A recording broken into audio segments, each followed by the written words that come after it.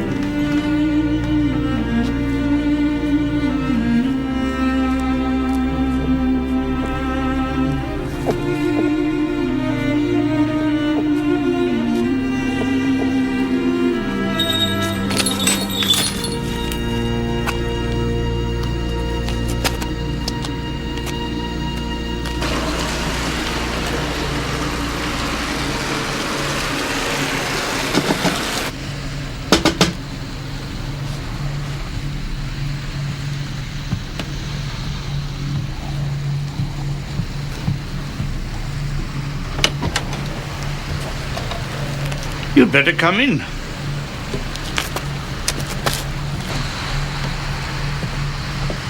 Mr. Edmonton, I have to talk to you. The money I invested, I need it. I can't get any sense out of anyone. Oh, they haven't seen the future. A new future for the way we live. I trusted you with my money. But I can't wait any longer. You haven't even told us what this project is. All I want is what I put in back, or I'll be bankrupted. It has to be secret. That's what holds this project together. My simple invention to support travel and live in a perfect environment without fuels, without pollution. They'll go to any lengths to get their hands on it. Any lengths. They'll even kill. I told you you'd make a fortune, my boy. And you will. A fortune. I have to have my money. Now.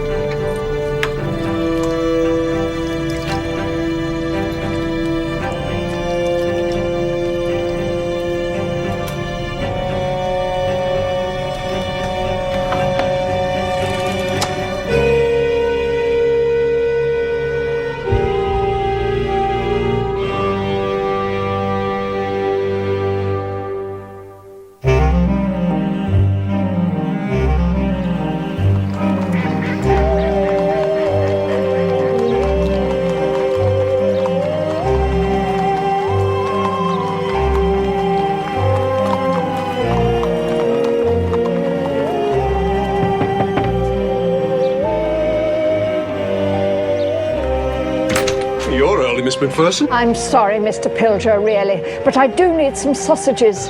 Emergency, is it? You'd best come in. Beef be all right. Pound. It's pork we want. I'll be making some later. My sister forgot to buy them yesterday. They were on her list. Pork, sausages. She lost it. Well, why don't you come back, Miss McPherson? No, those'll have to do.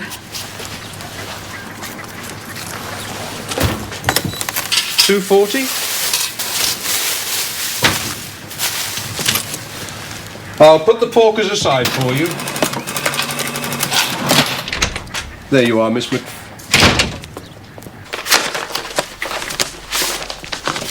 I've got the brochures. Oh, great. So I'll just order it, shall I? That's fine. I don't know whether they'll fit it in the front garden. I mean, is 45 feet quite big for a yacht? Pardon? Brochures, Tom. Africa. Lions, rhinos, giraffes. Next year's holiday. We have talked about this. Yeah, well, I'm sure we'll manage something. It's just a question of when, isn't it?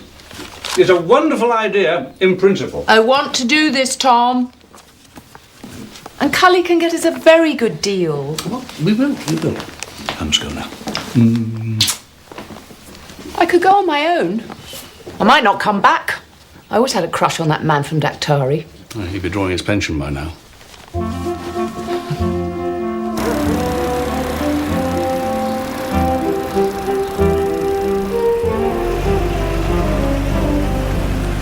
Aha!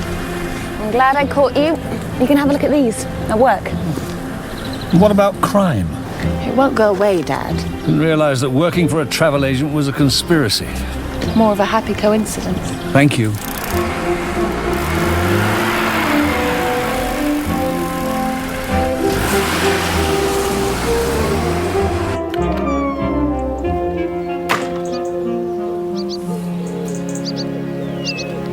The swallows are still here. They should be long gone by now.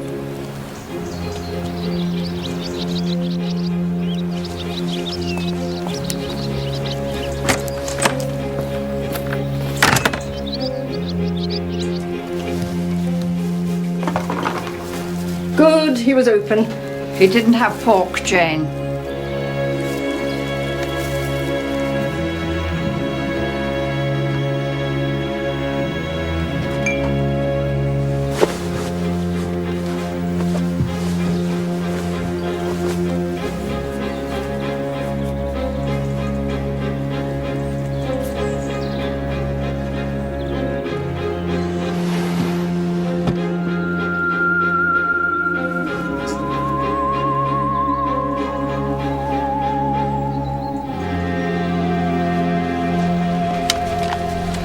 Troy, I thought this book might be of use to you. Don't want anyone to think that Corson CID doesn't know its Asio from its elbow. It's what? Asio, isn't it? An owl. Well, two to be precise, the short-eared and the long-eared. In the event of an identity parade, you'll need to be well up in that. It's a waste of time. It's a crime, Troy. You are a detective. Don't expect you to treat it any differently to any other crime. I'm looking for DS Troy, sir. Oh, well, you found him. Hi, I'm Constable Pierce. Sarah, Wildlife Liaison Officer. Oh, right. Yes, nice to meet you. Is that what you're wearing, Sergeant? Well, I've got some wellies. I'm in the car park. I'm away. Not all bad news, then. Wildlife liaison. Well, it's like you said, sir. A crime is a crime, after all. Thank you.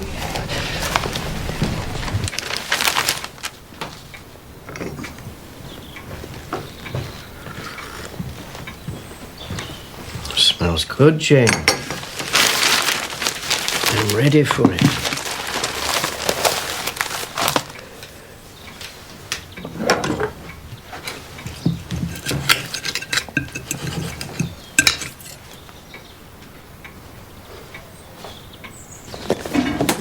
You know I don't eat these. I went to the butcher specially. He didn't have any pork. I was looking forward to them.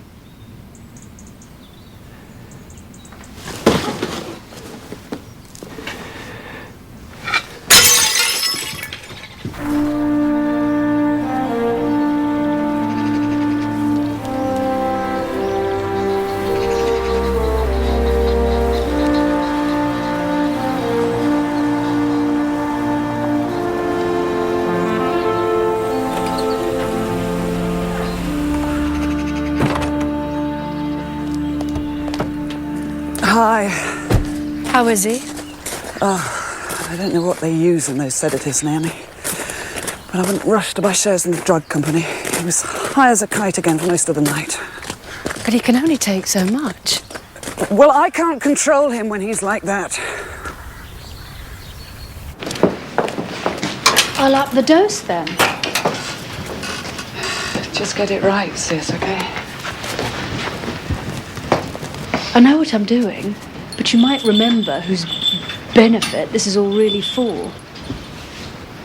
If I didn't know you better, I would swear that you're accusing me of being an ungrateful bitch. You wouldn't, would you? Don't those birds ever get in the mood to peck someone's eyes out? Oh. Only when I ask them to.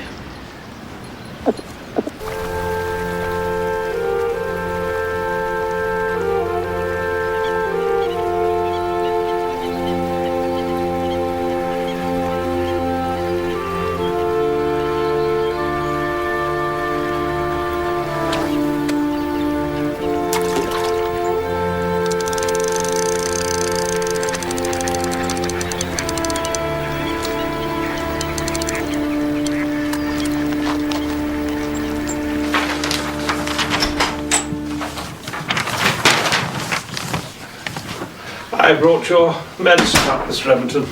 And Mallory wondered if you fancied a bite to eat. Did we have the press conference? Well, I'm still preparing that, sir. I've been working on my speech. Ah, excellent.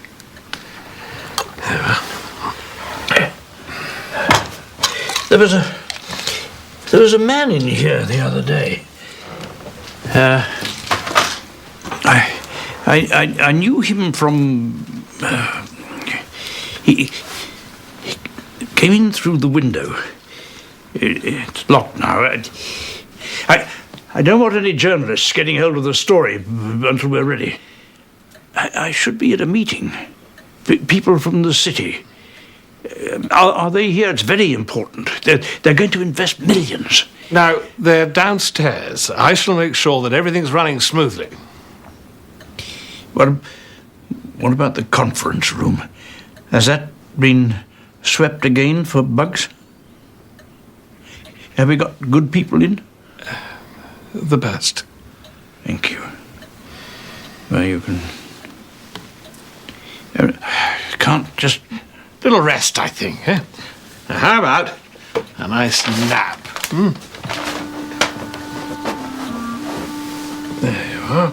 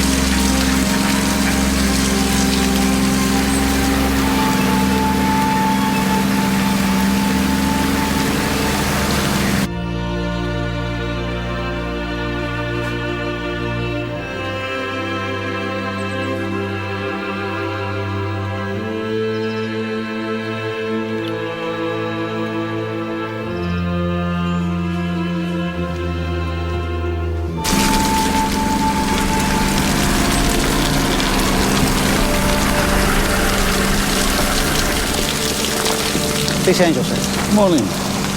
So what have we got? Well, looks like he went in sometime during the night. It's quite deep here. The car was right under the water.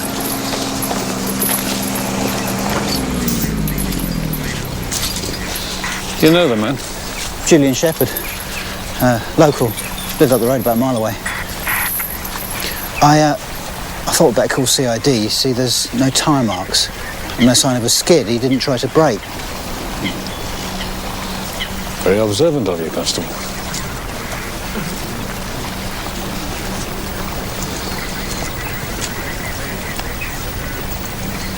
Did his family know? Nah, he lived alone. I spoke to the woman that cleaned for him. She said she wasn't surprised. She thought he might do something like this. Like what? Kill himself.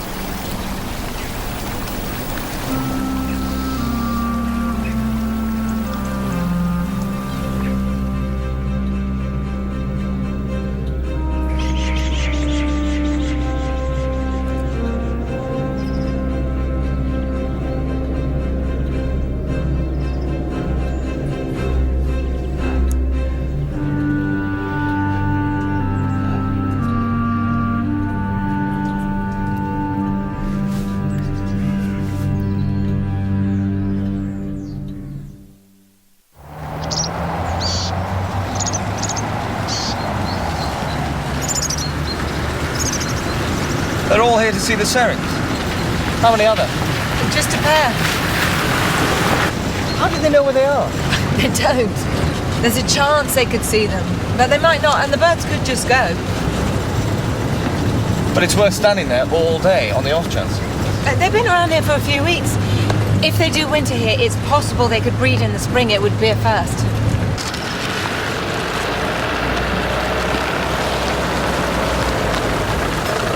Oh, I'll do it.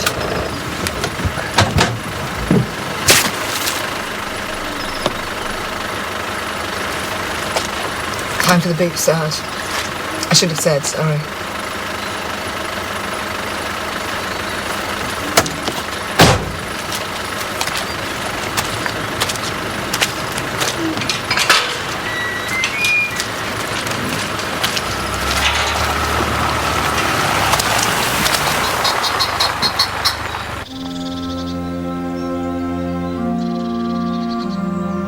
Do you think Mr. Shepherd was in trouble?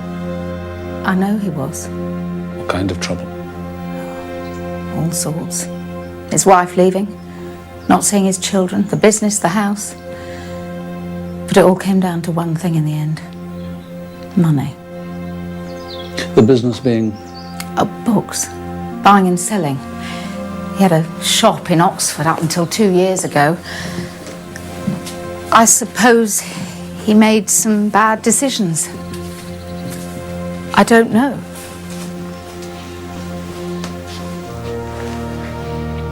You're saying Mr. Shepherd was depressed because of his financial difficulties? Well, wouldn't you be? It's a long road from being depressed to committing suicide. I know that, Mr. Barnaby. It did cross my mind, but I suppose I never really believed that he'd actually... You go make a cup of tea. I'll take a look around upstairs.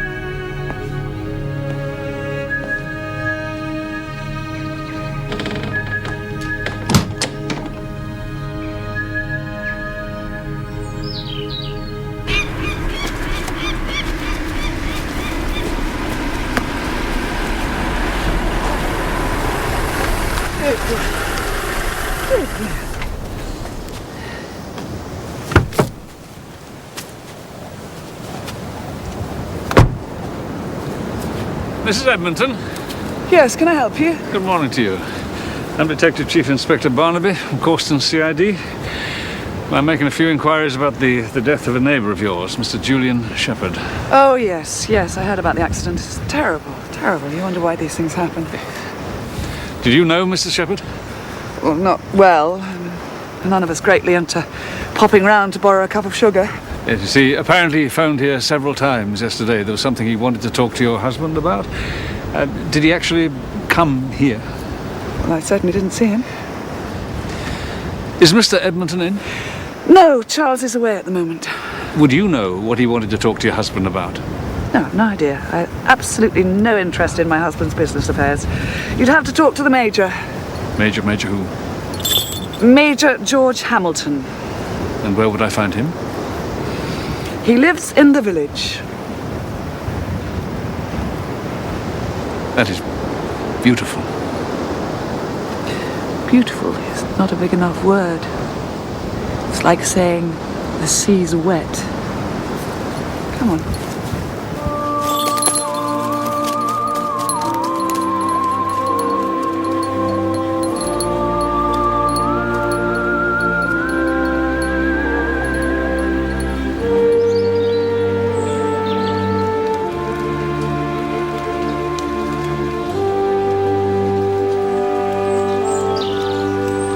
That's one. There. Yeah, that's a buzzard.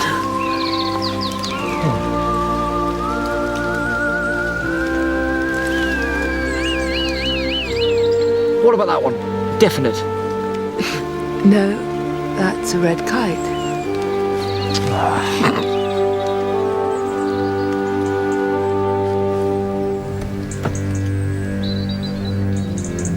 There he is.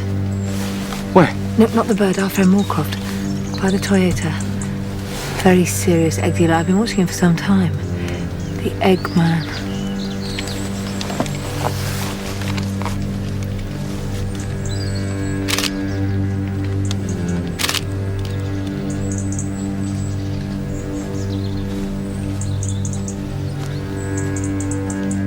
Who's that? I don't know.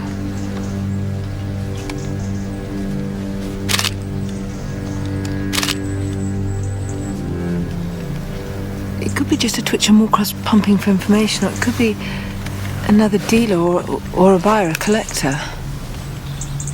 How much money is there in it? Some eggs will fetch a few pounds. Rare ones, thousands. No, it can add up to serious money. Serious enough not to care what species you could be wiping out in the process. There, your first siren. Not bad for your first hour's twitching. Why? That's why you've just missed your first siren. It's a good job the villains are bigger, eh, Sarge?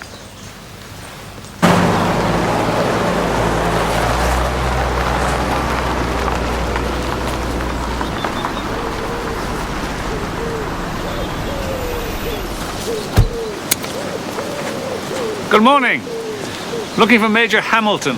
You found us? Are you Mrs. Hamilton? Yes. You'll find him in the study. You'll hardly miss the raised voices, I'm sure. Thank you.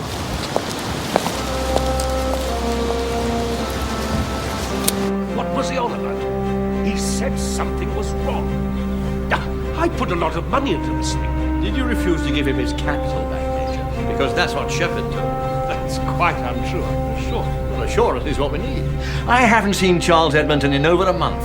Where the hell is he? Charles has been in the States. He's been in Switzerland, putting into place the last pieces before the launch. Now you're going to make a lot of money. What the hell has that got to do with the opinion of Julian Shepherd, who was quite clearly mentally deranged?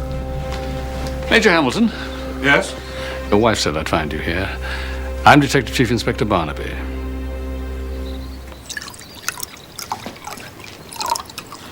You sure you don't want anything? No, thank you. Just taking all this in. It's not quite what you'd expect from the outside. I spent my working life in Africa. When I retired, I brought back as much as I could. Well, Eileen has her side of the house. I have mine. It's not every house you can change continents just by walking through a door. Well, I'm sure there's many a man who wished he could at times. Yes. So you did see Julian Shepherd? Yesterday morning. And I spoke to him after lunch later on the phone. I must say it's a shock to us all. We knew that he was... well, he was on the verge of some breakdown. There's no point in beating about the bush. But none of us ever dreamt that he'd take his own life. What did the two of you talk about? Well, Julian was in a spot of bother on the financial front. Well, you know how these things go. Divorce and so on. Ruin a man unless his head's screwed on. Well, he'd invested money in one of Charles Edmonton's projects. Stood to make a great deal out of it. But Julian needed to get his money out. Well, the launch was only a few weeks away. It's damn stupid. He was throwing away at least 10 times what he'd invested. Maybe more. Well, I did my best to persuade him to change his mind. And he didn't? Absolutely not. And did you give him his money back? Well, I would have written the check for him today.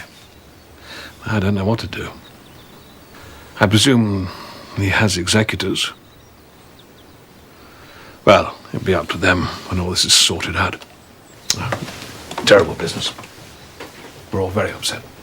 Yes, so I gather. What precisely did Julian Shepherd invest in? I suppose there's no harm.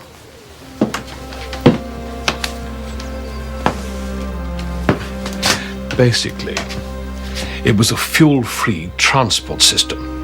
And that was the revolutionary part, the invention. Only Charles Edmonton knew the details. Not the investors? No.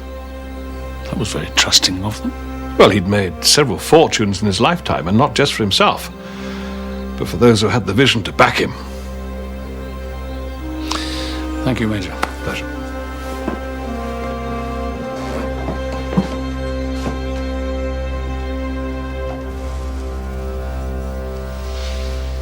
How many? I've got 2 more spare. I thought 3 peregrine eggs, and... well, I could go to £300. You know what it takes to get an osprey egg?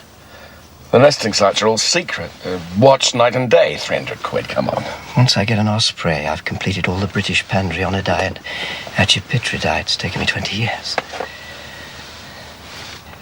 Can you really get one? I said I can deliver. Can you?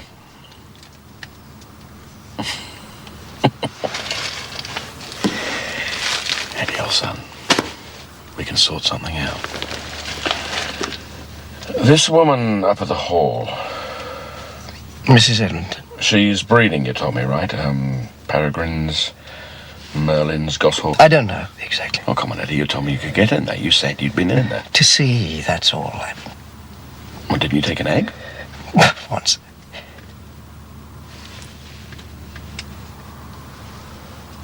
One egg. You underestimate yourself, Eddie. You know your way around. I've got a buyer for some fertile eggs. You get me enough of those, and this could be all yours. He drowned. That's clear enough. You're familiar enough with it. Mucus from the body mixes with water. This is from his lungs. It looks like he drove straight into the river. No sign of him losing control. Car wasn't even travelling at any speed. What about drink? No.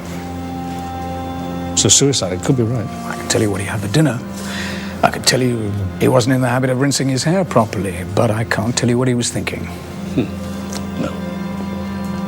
What do you mean he didn't rinse his hair properly? There's some gunge at the roots. Turned out to be conditioner.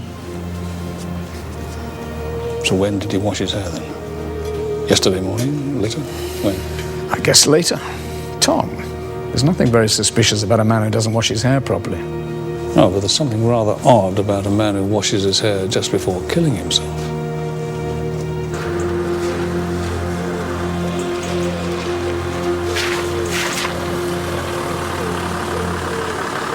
We got a deal then, Eddie. All right. I'm trusting you, you know that. We're trusting each other.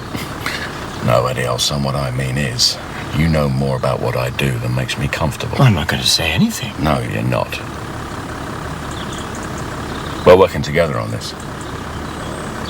If you screw up, if you put me in it, your head could end up under the wheels of my Jeep. Just so we know where we stand.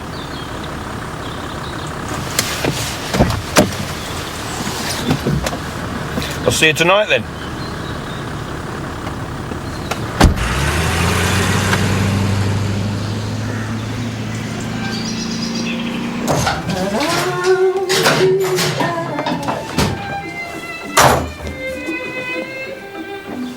What time's dinner? About an hour. I'll have a glass of wine with it. We have some of that wine. I'll have some red and get something decent for a change. You can flush the last lot down the sink. It might clear the drains. And run me a bath nearly to the top. And turn that bloody music off now! I can't stand it.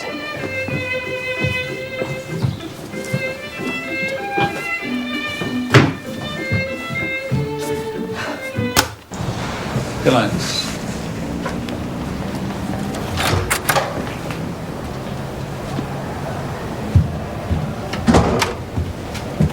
What happened to you? What do you mean? Well, I can only hope you're not going to try and claim for a new suit on your expenses, Troy. Oh, not bothered about that. Good. I'm glad to see you prepared to make sacrifices in the line of duty. You look like you've had quite a day. I have. There's a lot more to wildlife crime than you'd think. Is there any chance of you bringing a little less of it back into the office with you tomorrow? I don't think wildlife liaison is treated seriously enough in CID. We don't spend enough time on it. Well, after the road to Damascus you've been travelling on with Constable Pierce, I'm sure you'll do your best to remedy that.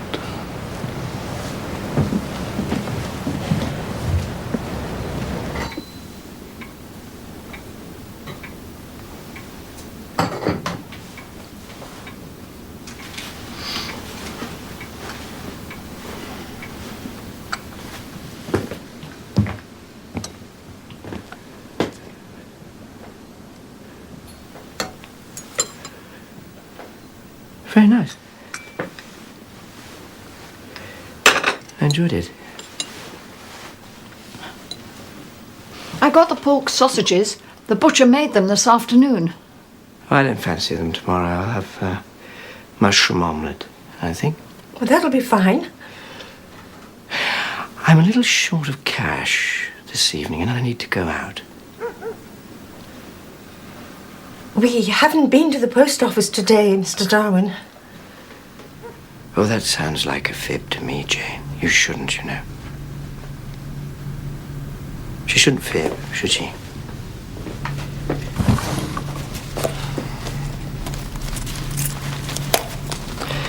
There's no point hiding things from me. I know when it's pension day.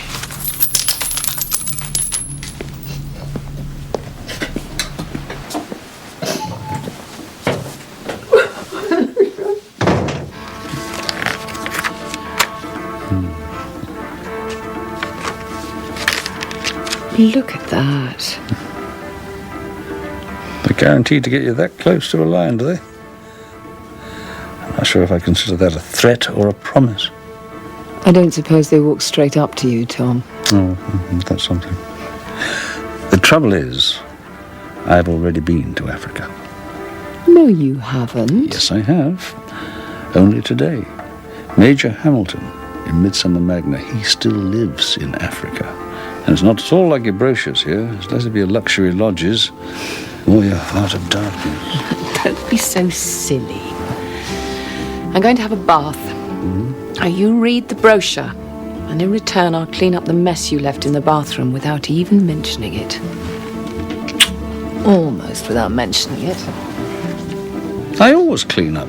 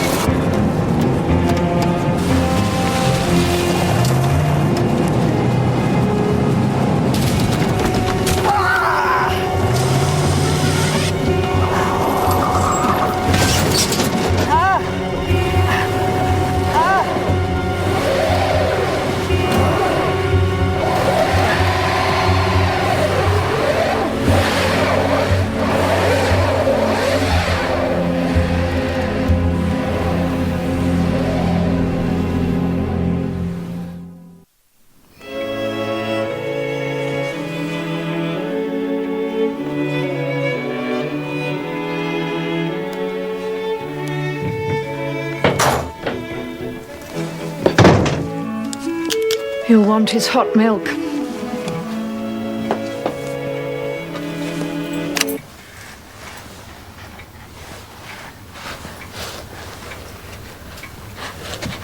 Mr. Darwin, what's happened?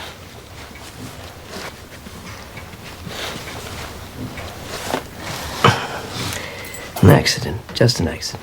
We should call a doctor. No. I'm all right. There's nothing broken. I just need to rest.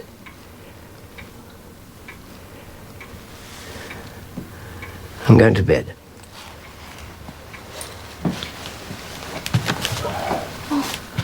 Perhaps we should help him. I better leave him. We'll see how he is in the morning. You know how he is if we fuss, dear. What about his milk? He'll call if he wants it. Why don't we have a nice cup of cocoa?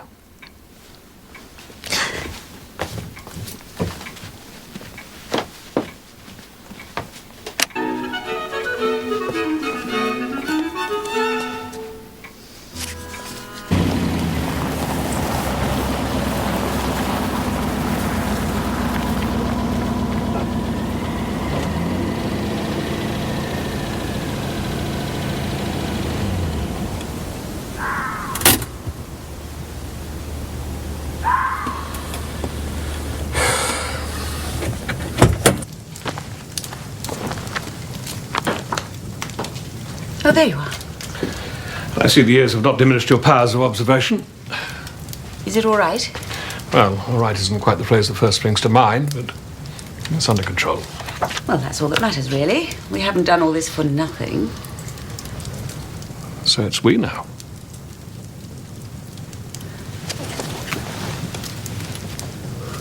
It's always been we, George. Always.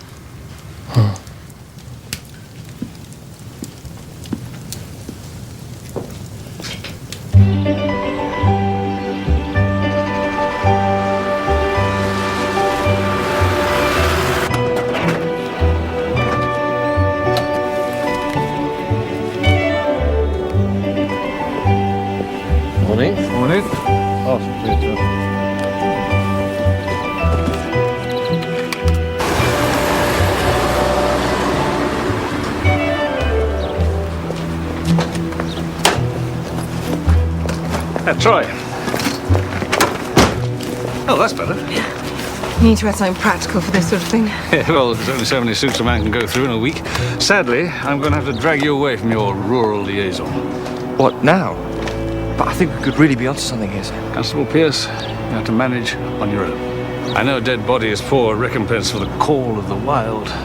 That's the best I can offer. Come on.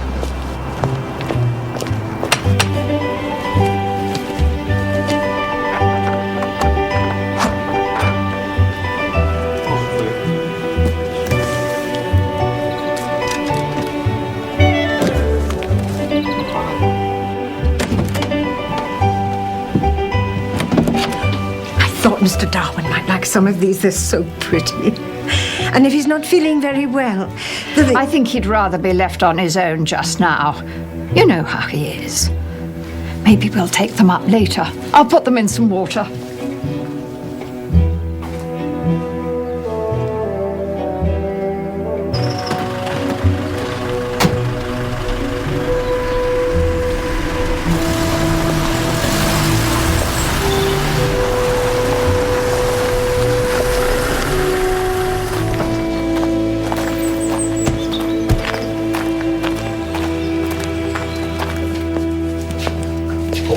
Let me help.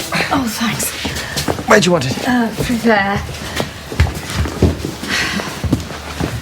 It just came. I don't really know what to do with it. The label says, with compliments, the Edmonton Corporation. What should I do with it? See what's inside. Maisie, I want to look at the bathroom again. You didn't clean the bathroom, did you? I didn't even come upstairs. Looking through the house, didn't get the impression Mr. Shepherd was the tidiest man in the world. He certainly wasn't. But he might have cleaned the bathroom, though, mightn't he? It looks a very thorough job to me. I mean, it's bleach, bath cleaner. People do get fussy about the bathroom. Oh, not Mr. Shepherd. I don't think he ever even wiped round the bath.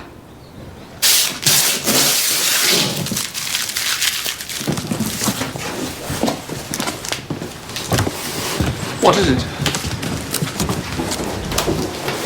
It's a scooter.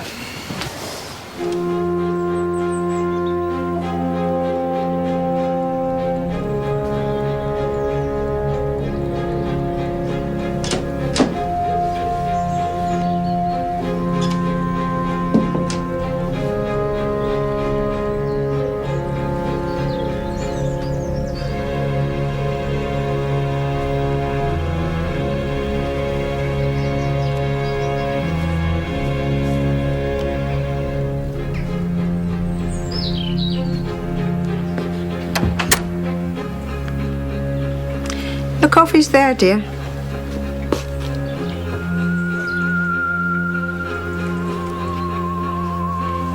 He is dead, then?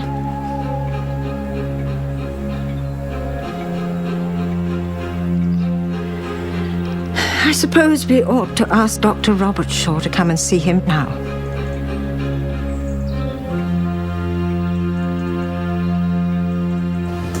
It doesn't rule out an accident or suicide.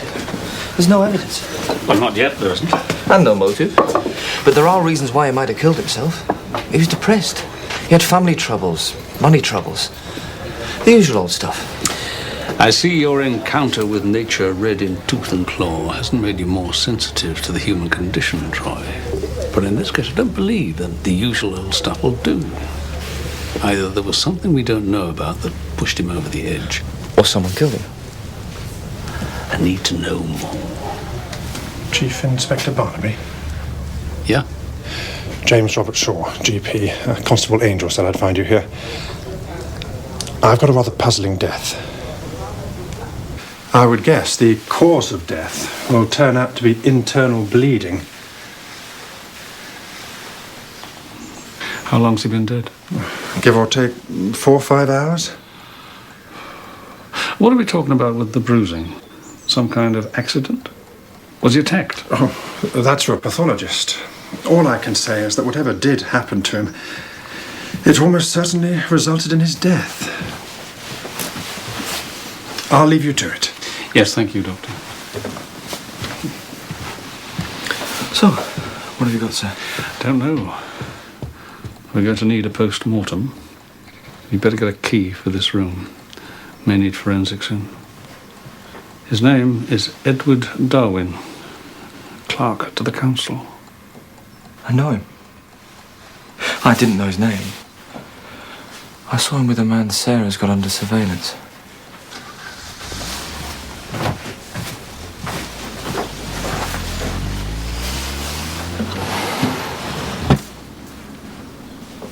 The Eggman. The Eggman? We knew he wasn't feeling very well. I did knock on his door and ask if there was anything he wanted. He said there wasn't. How long was he in his room? Since yesterday evening. And he didn't come out of his room at all during that time? No. We didn't think there was anything very odd about that. He was a very private person. Oh, let me help, Miss Macpherson. Thank you. I thought you might like something to eat. Just put it down there. There. I'll pour, and you can help yourself. That's very kind. You shouldn't have put yourself to all that trouble. Oh, I know you don't eat properly when you're working. Mr. Darwin. He was a very private man, Chief Inspector. Tea, dear. Could you tell us something about Mr. Darwin's friends? No. No one ever came here. Never. Does the name Moorcroft, Sean Moorcroft, mean anything to you? Cucumber? Some ham? No, thank you. He would have been interested in birds' eggs as well, like Mr. Darwin. Well, now, Mr. Darwin was very knowledgeable about birds. And he was very proud of his eggs. But he didn't like us to talk about that.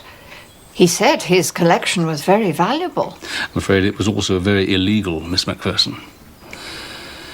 Still, that's not important now, is it? Now, I'll have to ask you not to disturb anything in Mr. Darwin's room, all right? Oh, yes, that's quite all right. Will you be taking him with you? I think we would prefer that.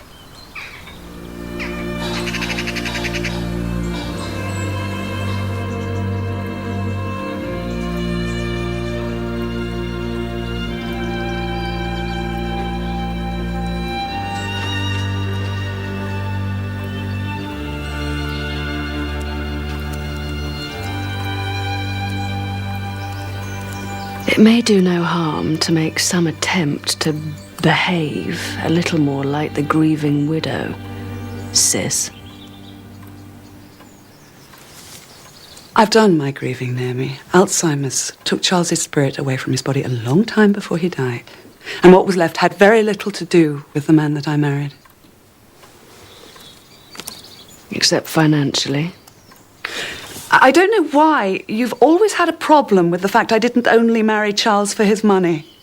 And you stand to do very nicely out of it too, so don't overdo the snide remarks. Yes? The undertakers are here. Good. Can they do the funeral tomorrow? Yes, it can be done. Good. Ask them to come in.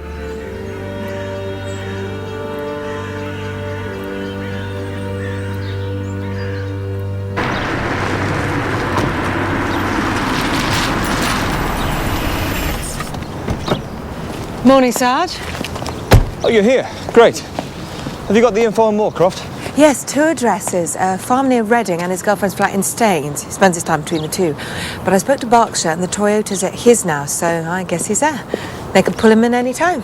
I'd rather do it myself. See his reactions. Get a look at his house. I'll contact Thames Valley en route. They'll probably want to give us a couple of uniforms for backup. Oh, you won't need that, Sarge? Of course not. Just routine.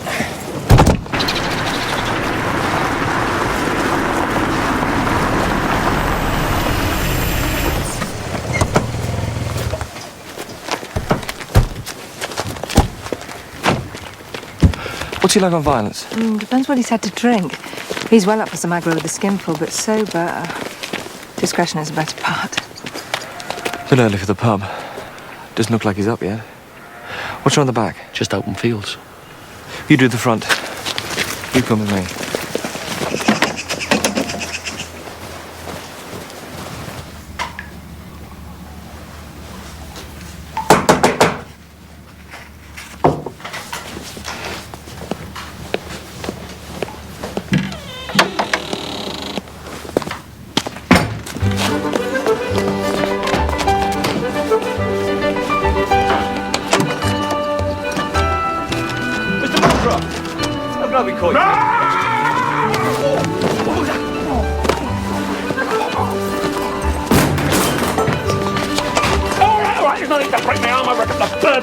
Constable Pierce can deal with the eggs. I want to talk to you about Eddie Darwin. I don't know any Eddie Darwin. You certainly do, Mr. Moorcroft, or did.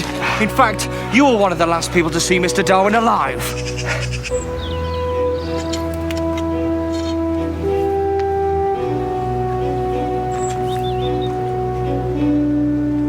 For God's sake, Vernon, the man's just died. I've no idea what's happening. You read the paper. He's bloody bankrupt. You know we got bloody scooters sent to us. What kind of a joke is that? What's that got to do with launching the project? As soon as I know more, I'll let you know. Truth is, I'm as much in the dark as you are. I had a drink with him. He went his way, I went mine. You talked about bird spotting. That's right. I suppose you know Mr. Darwin collected birds' eggs. I didn't. Naughty man, eh? It's against the law, that. Mr. Moorcroft, an examination of your cars revealed 2 things. The first is blood. Stains on the carpet, front passenger side. Some attempt has been made to wash the stains out, very recently. Well, it's probably mine. We'll lead an outdoor life. Forever knocking myself about. I never think about a bit of blood. 2 convictions for assault seem to confirm that. Although the blood you don't think about usually belongs to someone else. That was a long time ago. But not so long ago, you were fined for trading in birds' eggs and wild birds. And this was also found in your car. A feather, big deal. A peregrine feather? Well, like I said, I'm an outdoor guy. I get plenty of shite on me shoes. This is another piece of peregrine feather. It was in the pocket of clothes Edward Darwin was wearing when he was hit by a vehicle. We will be able to find out whether these two feathers came from the same bird. And if the blood in your car came from Mr. Darwin, we'll also be able to establish that. It would be a lot easier if you told us what happened that night.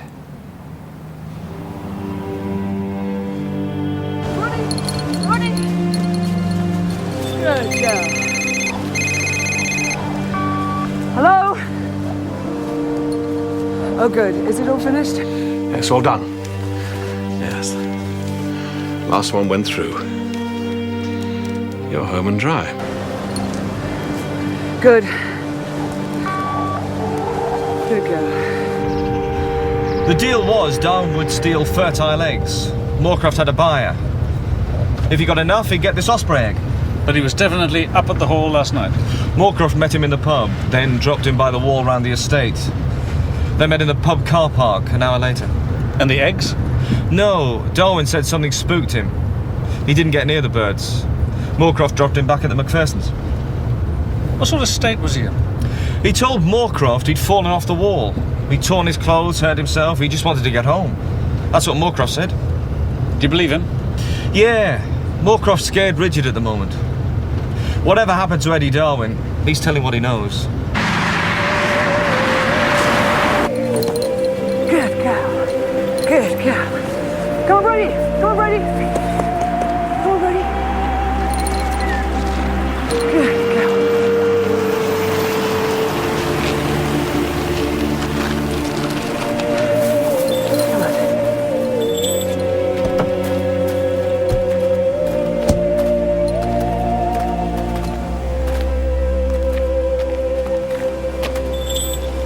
You could have chosen a better time, Mr. Barnaby.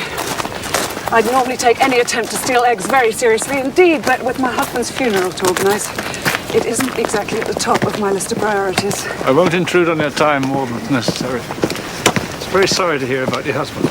Yes. Well, I'm not quite sure what it is you're expecting to achieve. I've already told you. The birds were not disturbed and no eggs were stolen from the incubator. And whilst I do take considerable pride in communicating with my falcons and my hawks, I doubt whether anybody would get very far by interrogating them. Good girl.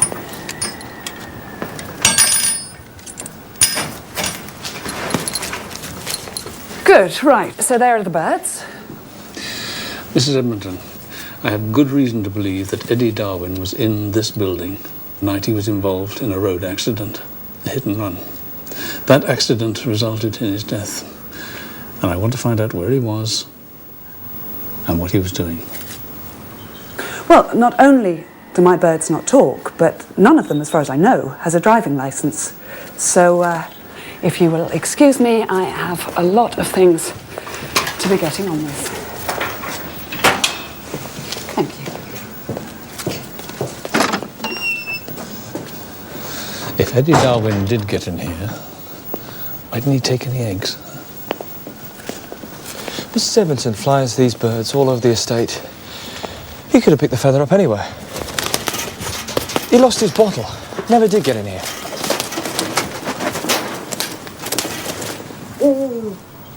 Feather was in his pocket, wasn't it? It was not impossible he could have got there when he was climbing a tree or a wall. But it wasn't just any feather, was it? It was a feather left by a peregrine. And Darwin was heading this way to steal peregrine eggs.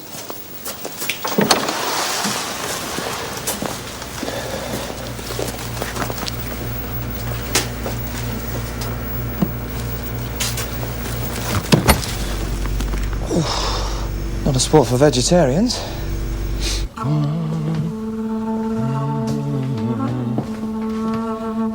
Osikaleli, Afrika.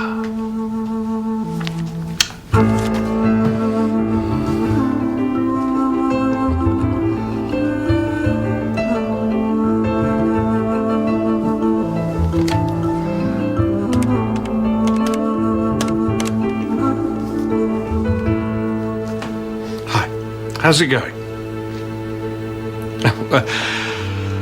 I've come to a conclusion. It's not enough. I mean, I want more money. Yeah. Yes, I don't think you're really in a position to refuse, are you?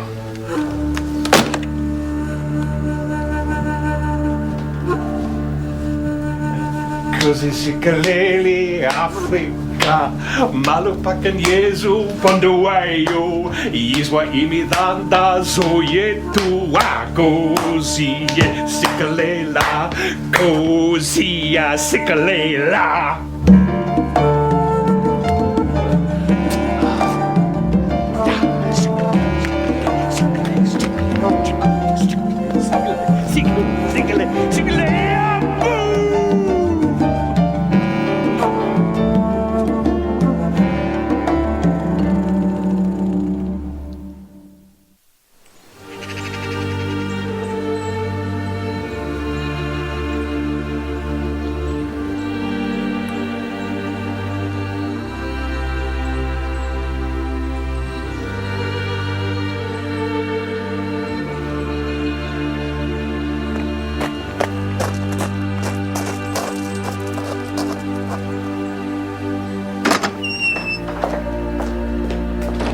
We're all waiting, Mallory.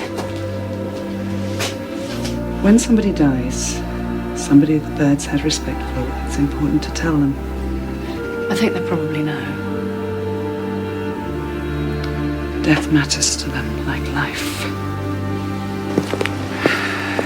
I suppose I should thank you. I don't expect thanks. What do you expect?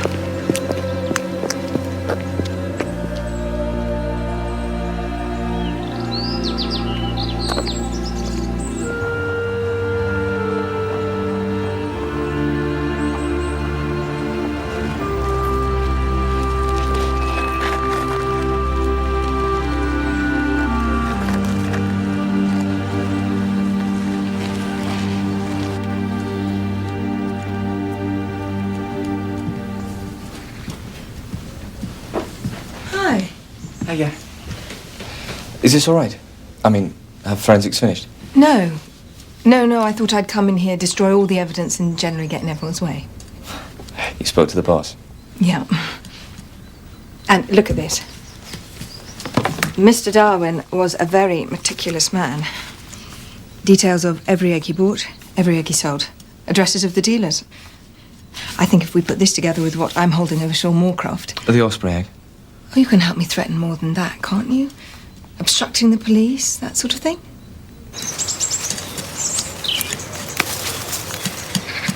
I've been having some horrid dreams.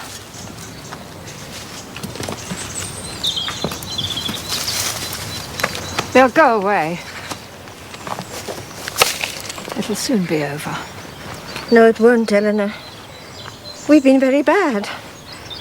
You know we have. Soon be finished. I hope we won't be troubling you much longer. We need to talk to Mr. Barnaby.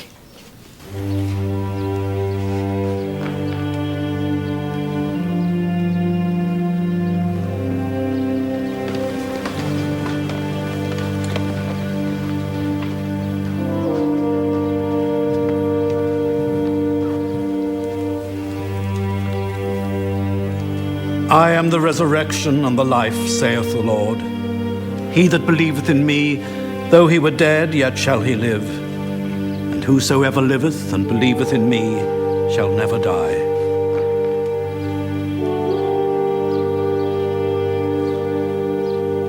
We didn't know what had happened. We knew he was hurt, of course. He just went to bed.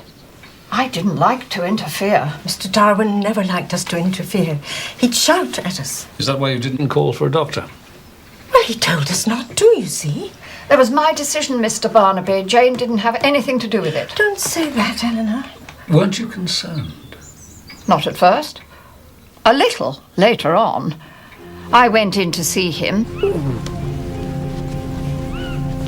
He was still dressed. He was still conscious then? Oh, yes. I helped him get his clothes off and put his pajamas on. You could see he was bruised. Yes.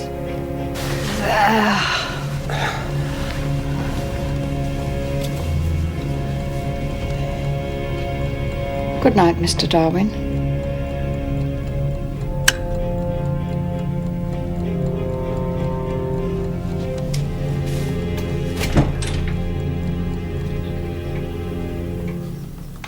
We couldn't have any idea how badly he was hurt, could we?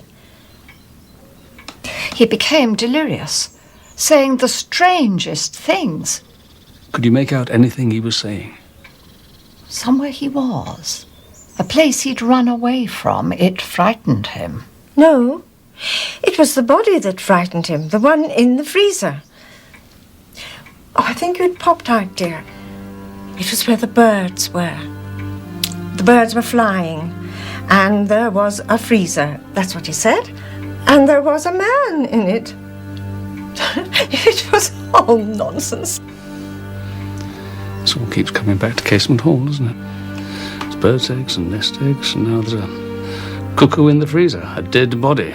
It was Charles Edmonton. They're burying him today. This morning. They're not burying him this morning, they're cremating him this morning. Round about now. We did the right thing. At least it's all over and done with. I'm sure it is, dear.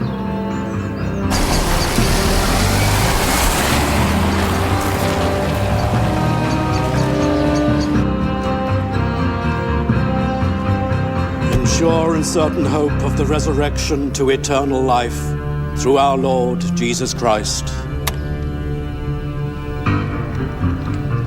who shall change our vile body, that it may be like unto his glorious body, according to the mighty working whereby he is able to subdue all things to himself.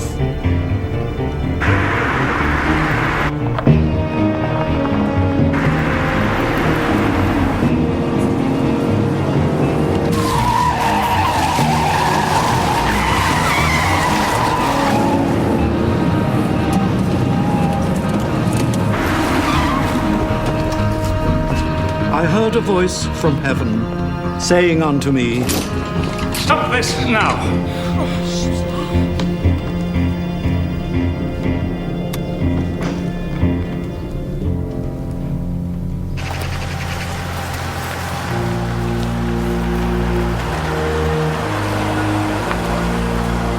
Charles was a great man. People trusted him. He'd invented a way of packaging milk that halved production costs around the world. He'd invented a prefabricated building system that could put up a house in a week, right from the foundations to running water and central heating. That doesn't tell me why his body was in the deep freeze, Major. I was trying to explain who he was. Or why he was being disposed of so quickly and so secretly. Well, in the past few years, he's made mistakes. Big mistakes. I didn't realize it when I first joined him, but he was very nearly bankrupt. He was spending millions on development. And he wasn't as well as he might be. In what way? What was the matter with him? Alzheimer's. By the time it was diagnosed, he'd done considerable damage to his financial position. And if it got out before Mallory consolidated her own position... Is that a euphemism for fraud? Absolutely not. What was going to get out, Major?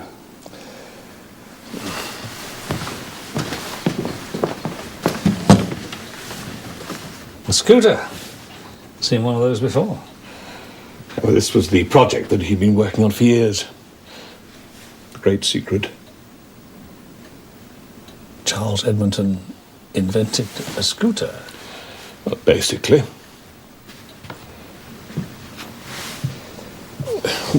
Well, we had no idea. There was a great deal of money at stake. Enough to kill for. No one got killed. Charles Edmonton died of a heart attack. I am merely the accountant, Chief Inspector. Right, thank you, Major Hamilton, thank you. The officer will see you back downstairs. For now, you'd have no communication with Mrs. Edmonton or her sister, okay? There'll be a lot more questions. Quite understand.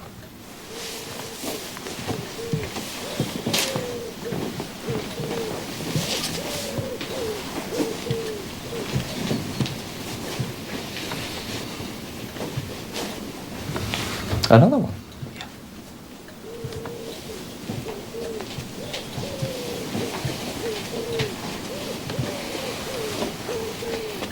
3 people had died. Julian Shepherd, who wanted to take money out of this mad project and couldn't. A man who broke into Casement Hall and saw the body of Charles Edmonton in the freezer. Darwin? Darwin, yeah. Someone knew Darwin had seen that body. And somebody wanted to shut him up. Because Mrs. Mallory Edmonton wanted another couple of days to defraud the investors and the shareholders. But Darwin got away. Yeah. Well, at least that begins to make sense. But what about the funeral? I mean, there really is a death certificate, isn't there? All in order, except the doctor who signed the certificate is one Naomi Sinclair, Edmonton's sister-in-law. She's downstairs now, hot foot from the crematorium. Let's get them all into the neck for questioning. Time they found out the privileges are over. I have nothing to say, Chief Inspector, until my solicitor arrives, and as he's travelling from London, that could be rather a long time. This is absolutely pointless. You refuse to answer? No. I refuse to be questioned without the legal representation to which I am entitled. That is not the same thing.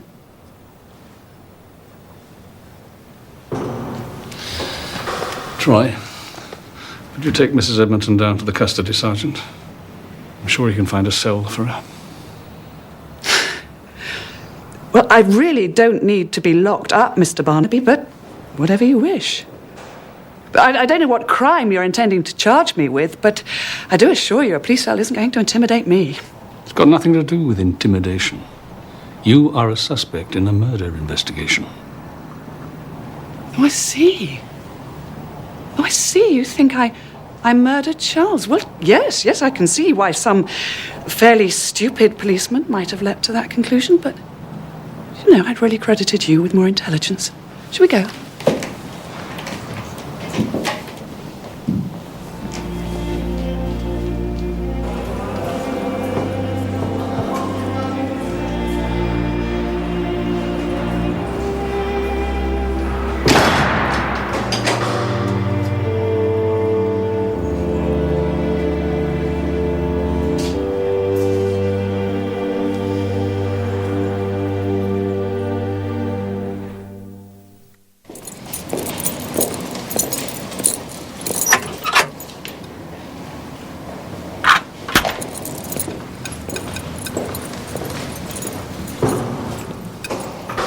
I don't understand what Mr. Shepherd has got to do with my brother-in-law's death, or me. But you knew what was going on, didn't you? The financial cover-up? All I knew was how much trouble Mallory was in. Charles had frittered away so much before anyone realized something was wrong. I'm talking millions. So the answer was to lock him up? Keep him sedated? I treated him as I would treat any patient with Alzheimer's. He died under your regime, Doctor. I treated him properly and discreetly. How do your medical ethics square with keeping a body in a deep freeze so you can put a false date on a death certificate, then? I shouldn't have done that. That was a mistake. Mallory was panicking. How did Charles Edmonton die, Doctor? A heart attack. The date may be false, but it's a true diagnosis. Well, I hope it is, for your sake.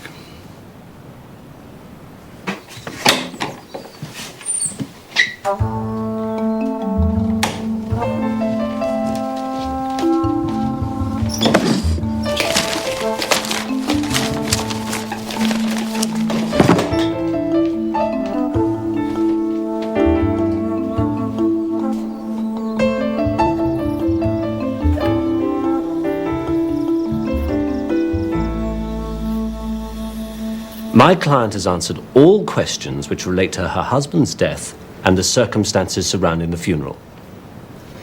That's just the beginning. Well, unless you wish to charge Mrs. Edmonton with something pertinent to all these other areas of inquiry, it's not so much the beginning, Chief Inspector, as the end. Mrs. Edmonton told you she's never heard of this man, Darwin. And as for Mr. Shepherd, she met him on 2 or 3 occasions, either in her husband's company or Major Hamilton's. You're on a fishing expedition, Chief Inspector. And you know as well as I do that there's no reason for my client to remain in your keep net any longer. Heart attack, that's what killed him. Could Edmonton's heart attack have been induced? I doubt it. He did have a pretty dicky ticker. I wouldn't say she was doing anything unusual. She kept notes. So it was natural causes, was it? I'm afraid so. Unlike our friend in the river, you were right. About what? It's on your desk. I popped it in this morning. I looked for the microorganisms that should have been in the system. They'd have entered his body as soon as he went into the river and took in water. Not a trace. But he did drown. No question about that, but Shepherd probably drowned in the bath, which would have made it extremely difficult for him to drive his car into the river. Or even to rinse his hair. Just off. No, Troy, we're both off. Oh, but I was going to go and see Seth. No, I want you to get a soccer unit round to Shepherd's place right away. They need to take that bathroom to pieces. Then Casement Hall, the Hamiltons, and Naomi Sinclair's too. What am I looking for? Anything that ties them to Shepherd on the night he died. I am going to talk to Eleanor and Jane Macpherson. You think they know something? I know they didn't tell me the truth.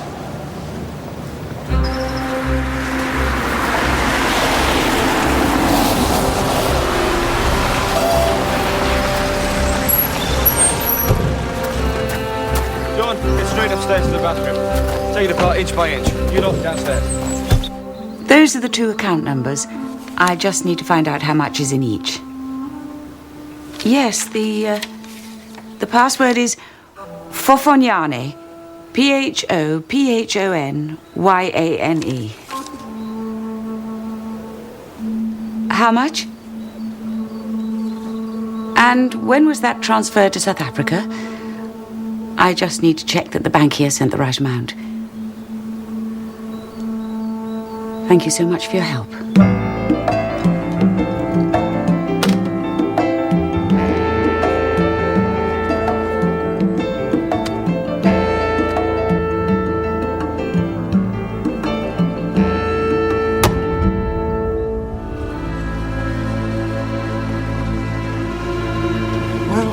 This will all be over very soon. And when it is, I hope I never have to set eyes on you again in my life.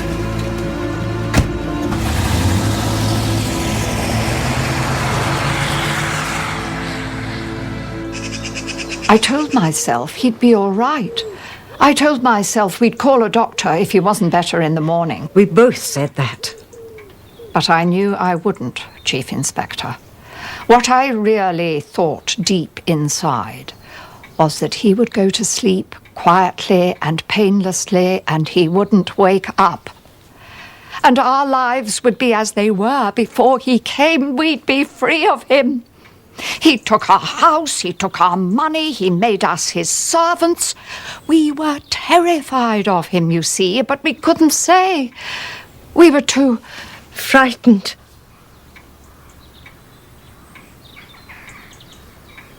And too ashamed.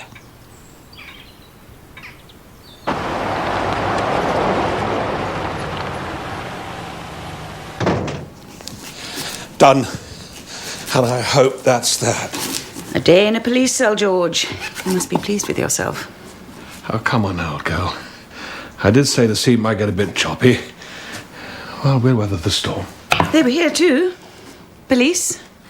They've searched the house from top to bottom. What do you mean? Don't worry. They didn't find your little hidey hole. Oh, I've always known where it was.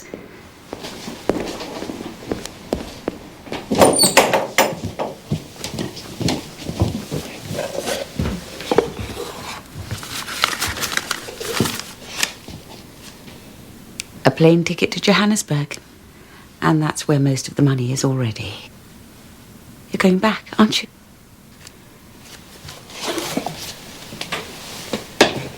I was going to tell you. Were you? When you got there? I thought given time, after I set up a business, you'd come around. And that's what I've done. I bought a lodge. A really classy lodge. No, it's not going to be like the last time. Look, I can't stay here, Eileen, you know that. There's nothing here, nothing for me. Nothing for you. I have lived with nothing for the best years of my life. A place I loathed. People I loathed. I loathed you too. I gave up what I wanted then. You had to do the same for me when you retired. I can't stay here. I'm suffocating. You think I'm going to let you walk out on me now? Well, you're not going to stop me. Not now. I'll stop you. Whatever it takes to do it.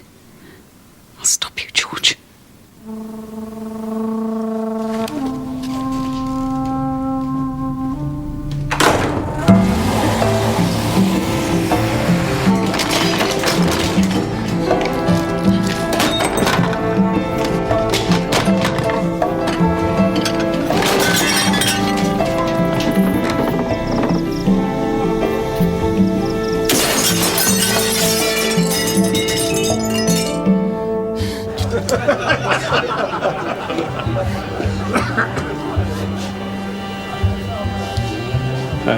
Pint, please.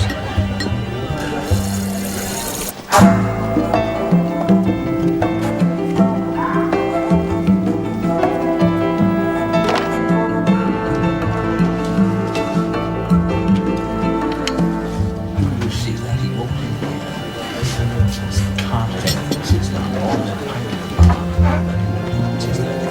Sit down, sit down. It'll do you no good at all. Sit down. Vernon, sit down and finish your drink.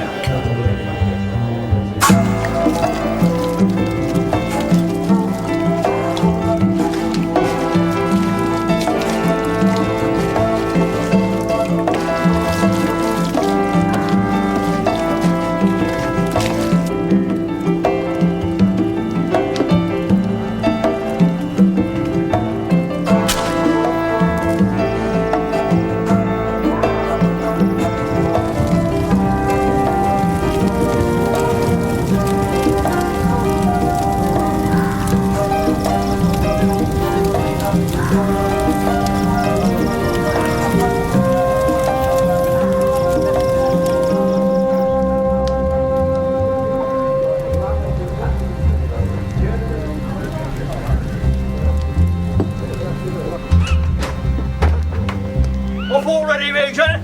Don't you want to drink with your old business associate? Leave it alone. Nothing to say, Major. Look, I'm sorry that this happened. A lot of people lost money. I wish it could have been otherwise. You knew, you bastard. There's no point, Vernon. Say you knew it, Hamilton. Admit it. All crap just like you. I mean, what do we really know about you? Tell us exactly what regiment you belong to, Major Hamilton. Or is that crap too? It was a high-risk investment. You thought you'd make a lot of money by sitting on your asses and doing nothing. Well, look on it as a lesson. At least you walk away with something. Oh, I walked away with something.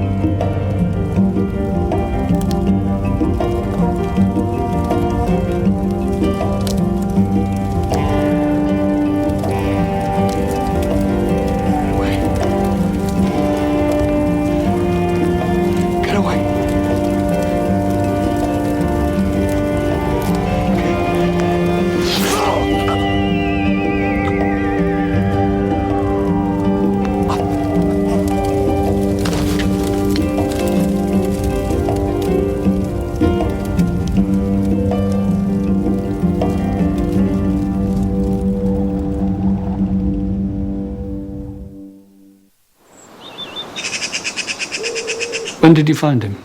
This morning, first thing. I called the police straight away. No point in calling a doctor. You saw nothing last night? I went to bed. I didn't know where he was. I didn't care. Didn't hear him come in? When I saw him this morning, the first thing I felt was relief. I thought, it's over. It's finally over.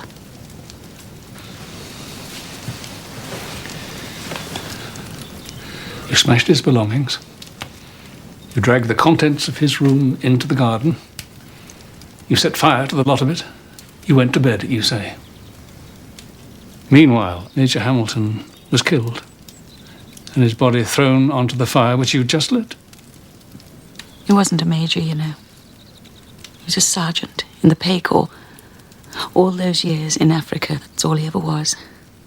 A clerk. Why were you so angry yesterday, Mrs. Hamilton? What happened? He was going back. After everything he said, he was going back. And he was going to take everything. All the money we had. All the money he promised we'd have. This is a lot of money. I don't know where they stashed it. But George knew about these things. The creditors won't see a penny. You thought it was a good idea, did you? For him to be involved in fraud? Why not? What had anyone ever given me for leading an honest life? George was lying to me. He was going to take every penny and go back to Africa. So you had to stop him?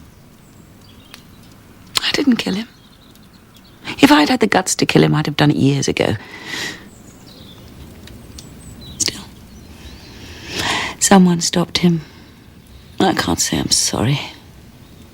But it wasn't me.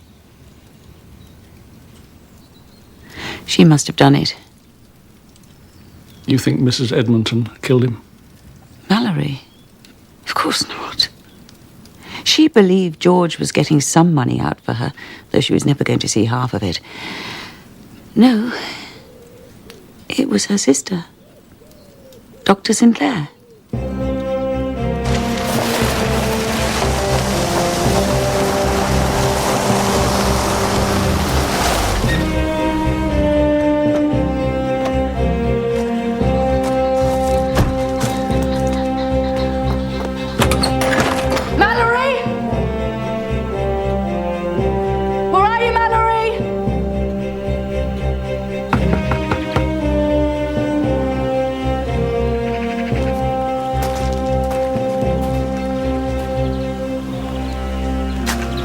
Sir, you better see this.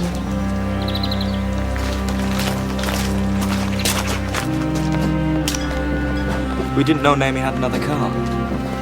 The grey wouldn't be a bad match for the paint on Darwin's coat. Finally, some evidence.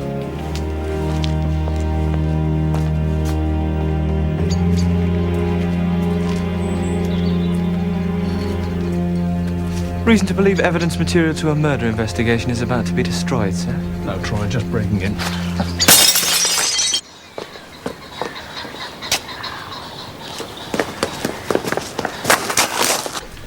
Neighbour said she left about half an hour ago. Came in, then drove straight off again. Surgery? No, uniforms are there now.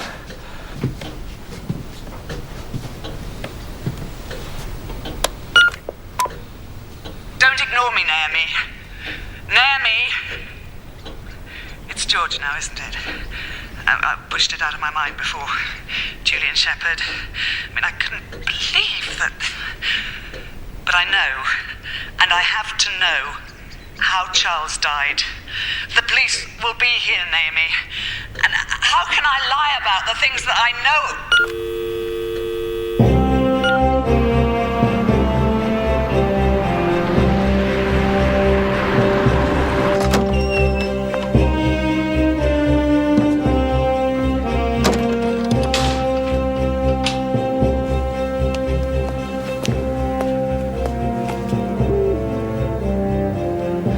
All very mysterious. I pushed it out of my mind, but I know.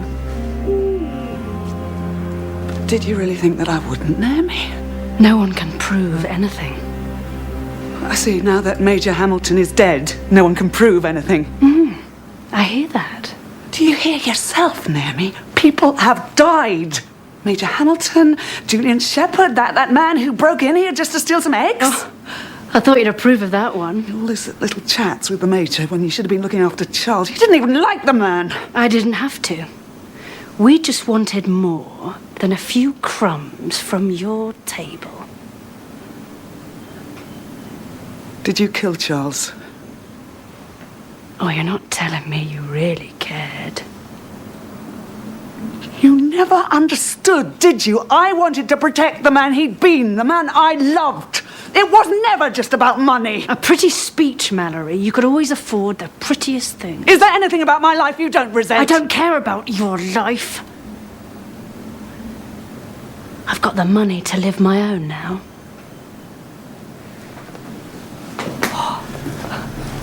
Oh, that's a turn-up. I never thought I'd see the day when you were afraid of your little sister.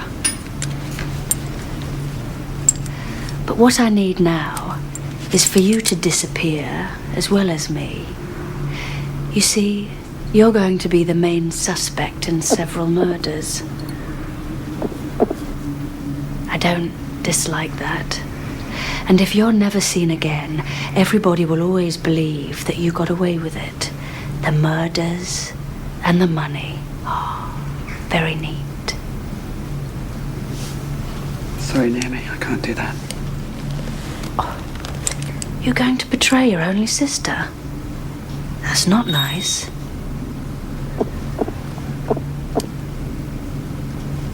No. When I said disappear, I didn't mean a flight to foreign shores and a new name.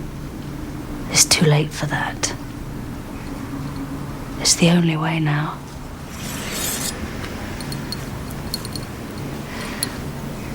What are you doing? What are you doing? Sorry. No! No! No!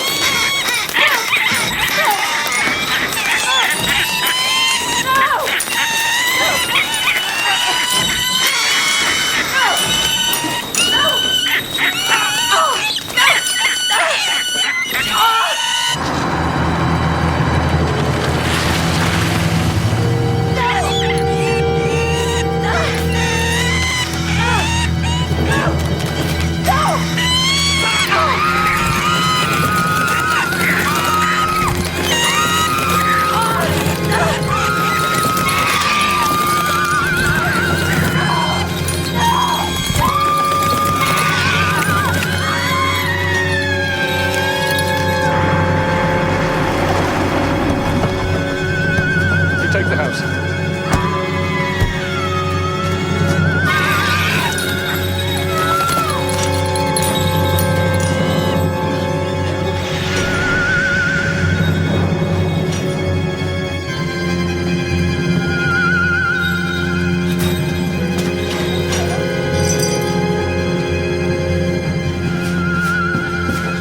Try it.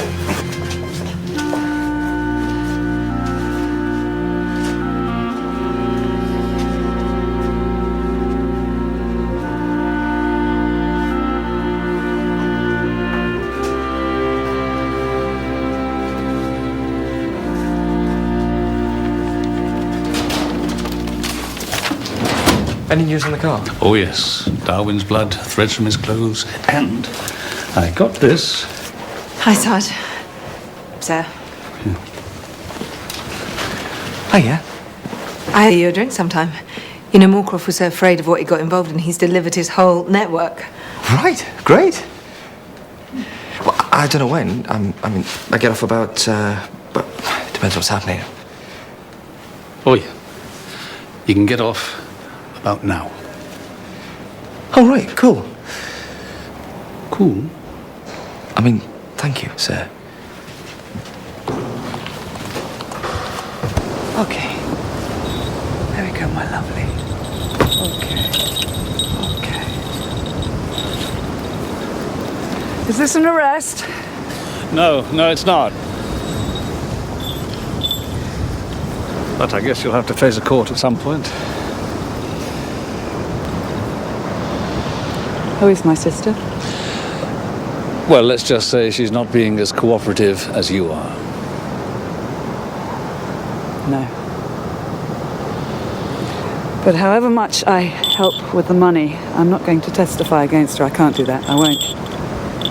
I really did have no idea.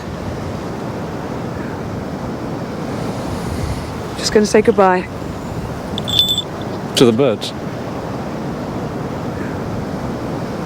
I don't think I'll ever feel free again. But they can be.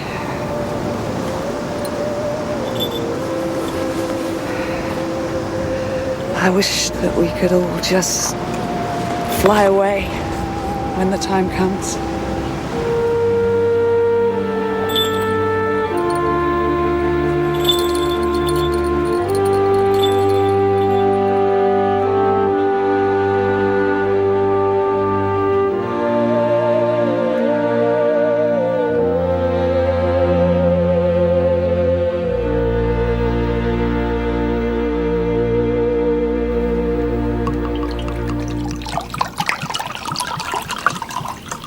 I don't know what it's like.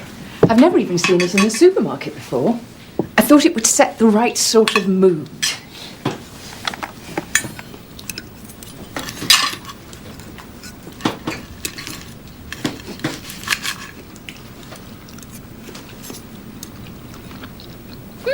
It's not bad. No, it's very good. What is it? Ostrich. I thought you wanted to see the animals, not eat them. I do, but it was the only thing I could find that was African. Well, I say African. The ostrich farm is just outside Cheltenham. The wine, South African. Cheers. Joyce, what have you done?